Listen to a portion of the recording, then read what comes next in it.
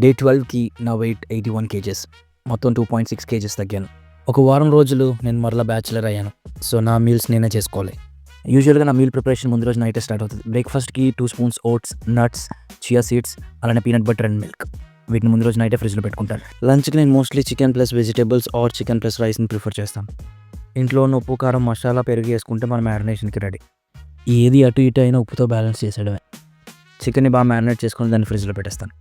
ఇంకొక గిన్నెలో వెజిటేబుల్స్ అన్నీ వేసేసి కొంచెం వాటర్, సాల్ట్ వేసేసి నైట్ అంతా ఉంచుతాను.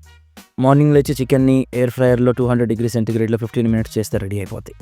తర్వాత వాటర్లో ఉన్న వెజిటేబుల్స్ని కొంచెం క్లీన్ చేసి బాయిల్ చేసి సాల్ట్ వేస్తే అవి కూడా రెడీ.